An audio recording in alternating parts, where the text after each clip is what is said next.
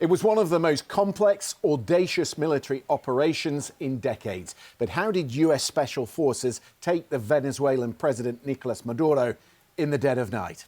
I spent many years flying in support of UK Special Forces on similar helicopter assault operations. We will lift the lid on how Operation Absolute Resolve went down. Stay with us. This is the Security Brief.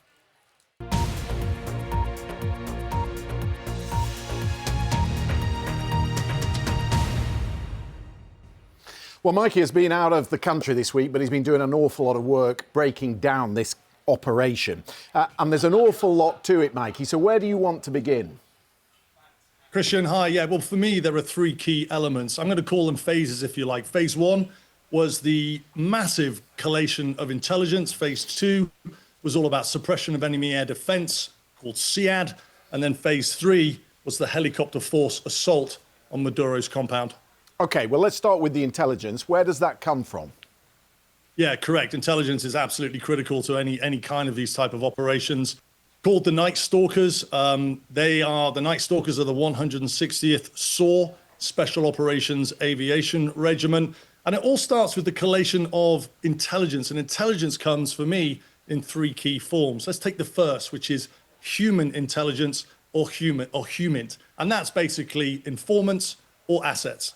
And we do know from the open source reporting that there was a CIA plant within the Venezuelan government. Yeah, the CIA started collating this human intelligence, this HUMINT, back in August 2025, using a source inside the Venezuelan government that they managed to persuade or turn. And that source basically would have been giving pattern of life. This is going to come up a lot, Christian, when we're talking about intelligence. So understanding what Maduro's behaviors were, what his movements were, what the trends were and what his locations were, and even, according to some reporting, what he ate. And presumably what his communications were, who he was talking to. Absolutely. That part is called signals intelligence. It forms part of what's called the ELINT spectrum, electronic intelligence. Signals intelligence is basically listening into communications, triangulating through telephone calls where Maduro was, but also who he's talking to, who within his inner team is he talking to, who are the important people that form that, what we call a spider network of intelligence, and as important, what they were talking about. How do you go about that? What sort of equipment would they be using? I mean, the critical capabilities, as a term that we use in the military, would be the RQ-170 Sentinel stealth drone. I think we've got some video footage here. It's important to say that you don't see these aircraft very often. This is very rare and unique footage, and I've looked at it quite a few times, and it basically appears to be an RQ-170 Sentinel drone returning back to Roosevelt Roads Air Base in Puerto Rico in the morning, likely sitting up over Caracas all night, sucking up that signals intelligence. And it's not just about signals intelligence. This aircraft or this drone is likely what's called dual sensored.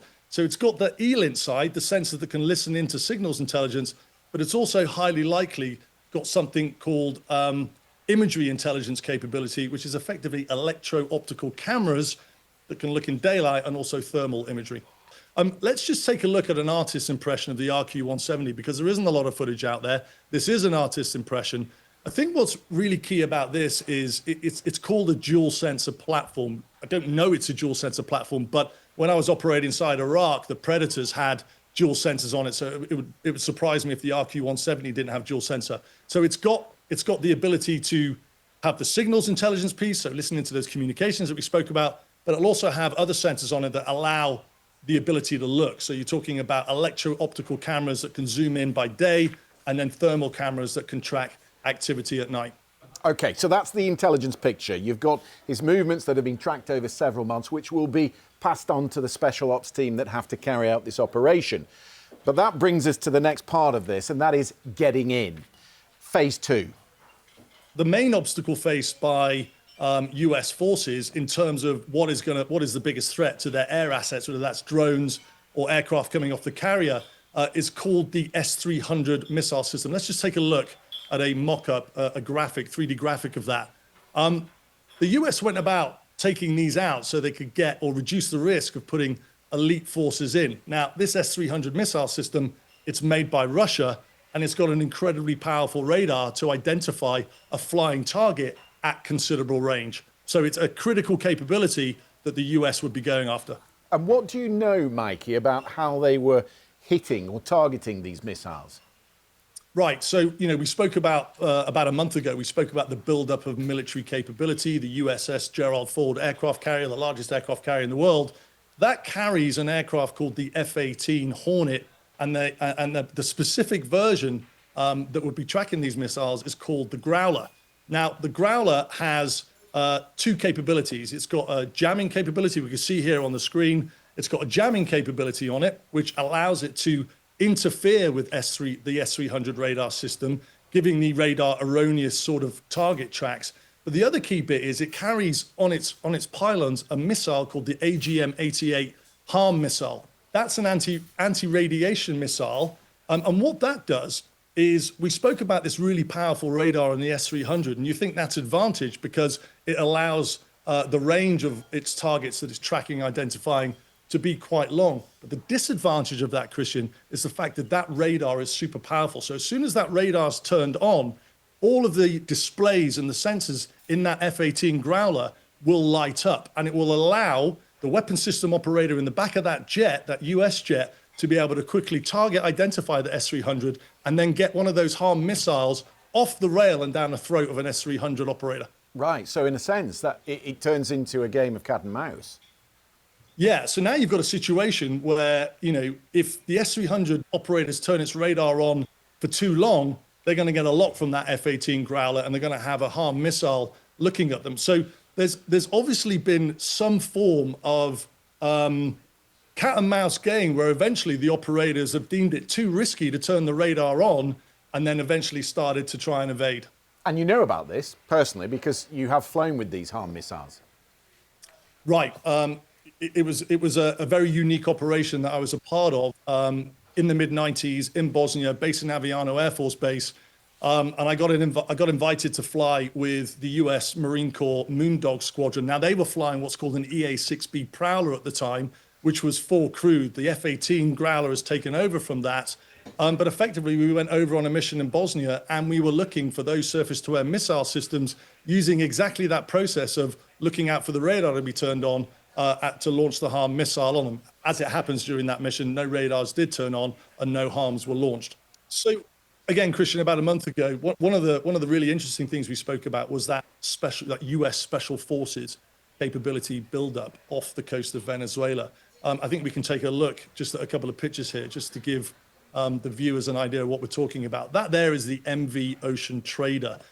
That is the mothership of all clandestine operations that the 160th, the Night Stalkers, use. Now, it's not just about helicopter operations off that mothership. It's the use of drones, it's the use of boats.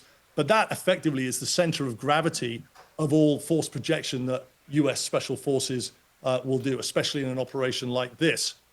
Then we're looking at sort of the helicopter capability. On the right-hand side, you can see what's called an MH-60 Black Hawk.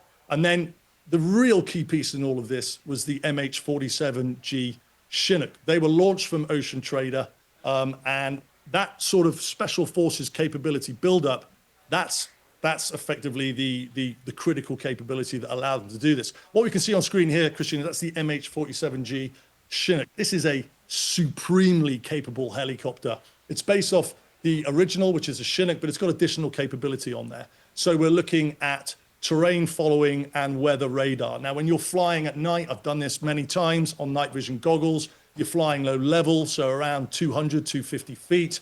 And we have got image of these helicopters going in, video footage from the night, Mikey. What does that show you? Yeah, again, remarkable video footage that we can see. I mean, what I counted there is those helicopters go from right to left across the screen as those strikes were going in. About 9 helicopters, 2 of them I could positively identify as the MH-47G Chinooks. The other ones looked a little bit smaller, and therefore that tells me as a process, obviously, of identification, there are only 2 types.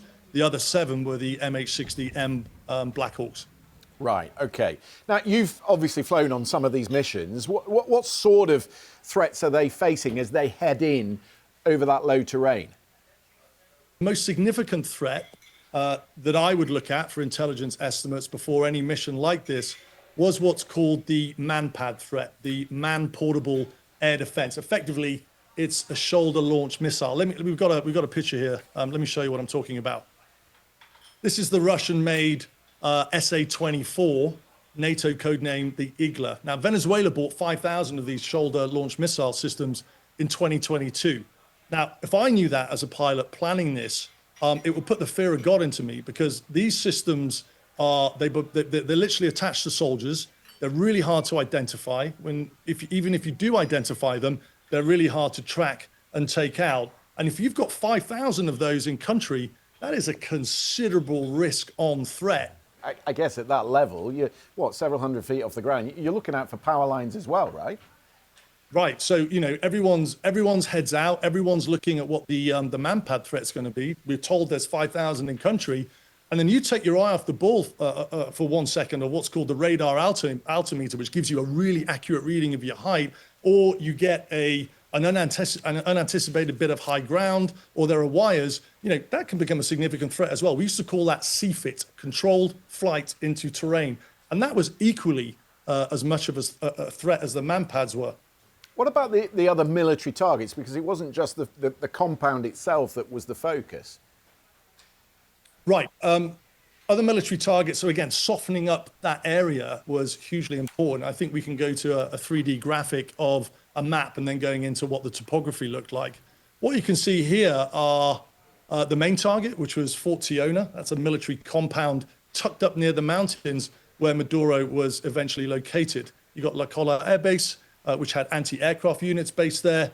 Likewise with Herigota Airport, reports of Russian-made surface-to-air Buk missile systems, and it was the Buk missile system that took down MH17, the Malaysian jet. So again, really capable. As we zoom in, we can now start to see what the terrain is around Caracas. And as we go in a little bit more, you can see it's pretty mountainous. There are significantly high mountains to the south of Caracas and to the south of Maduro's compound, Fort Tiona, where that was tucked right into the mountainside. Now, this is really important because what it means to the aviation crews that were flying those helicopters, it forces them down a certain channel, a certain route that they can only take in order to facilitate the infiltration and the extraction of Maduro. And so what the Americans were doing, what the US capability was doing, is identifying obviously where their route was going to be, and then taking out any air defense assets that might interfere or threaten that helicopter route. And that's why you saw those targets being taken out. The port bit is really important because whilst it didn't affect what's called the infiltration, the infill as we call it, so going into Maduro, once Maduro had been lifted, the exfil or the exfiltration will have taken those MH-47G Chinook helicopters right by the port as it then heads out north. And Mikey, what about the risk when you're over the target? The HAF, the Heli Assault Force, can be direct, which means you can go over the target, hover over the target, and then put ropes down. Something like an MH-47G Chinook, which has massive amounts of power, is unlikely to land on. And I think there's video footage, in fact, there is a lot of video footage that I've seen, which indicates that the Delta Force operators went down on the ropes. That would make a lot of sense. You do have the option of what's called an offset Heli Assault Force. And what that allows the operators to do is if there's nowhere to land or there's lots of mass or whatever that could interfere with the rotor system in getting onto the target, you can go downwind, so you ameliorate some of the noise footprint. You can actually land on in a selected area, use some satellite imagery. The Delta Force guys can get off on the ground and then they'll walk in. So there are a number of options on that. The last thing that you want to do is go into a compound area and have recirculation going through the rotor blades, which effectively decreases the power that the pilots have. So there are a number of options, and the one that they chose would seem appropriate given the experience that I've got using the Chinook aircraft. And that team that goes down the ropes, they're fighting their way in and they're fighting on the way out. The Venezuelan Interior Minister says 100 people were killed in the raid. And Maduro at this time is trying to get to this safe room before he's taken. But clearly the US team that's on the ground know where he's going and where he's trying to get to. How do you prepare for something like that? Christian, all goes back to the intelligence at the end of the day. All of that geo intelligence, the satellite imagery, zooming in on where the compounds are, the informants, and that will build up a picture of what Maduro's compound looked like, what Fort Tuana looked like.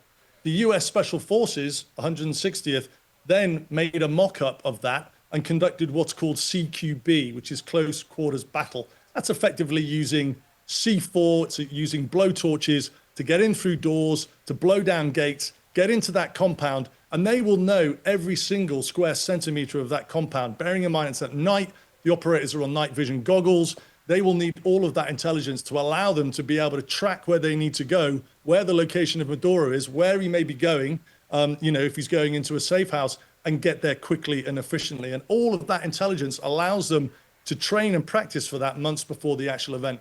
It's extraordinary even getting to that point. But once you have him, once you have Maduro in your hands, then you've got to get out. Yep, that's called the exfil or the exfiltration. So you've evaded all of the manpads, those man-portable air defense systems. You haven't flown into the ground. The Delta Force operators have successfully navigated getting their hands on Maduro. Now you've got to get out of there. And the plan, and I think we've got a graphic here to show, the plan here was to fly Maduro north and then heading up to the USS Iwo Jima, which is a US Marine Corps amphibious assault ship. That was point number 2. That's where Maduro was initially taken to. Then from there, he was quickly flown out to Guantanamo Bay, processed at Guantanamo Bay, and then took north to New York, where he'll face charges in New York. It's an extraordinary, extraordinary operation. Mikey, hugely, hugely fascinating, truly an insider's guide as to how you put an operation like that together. So many different parts to it. Just a reminder that if you want to look at past episodes of the Security Brief, they are all there on the BBC YouTube website. Thank you to Mikey. Thank you for watching. We'll see you again next time.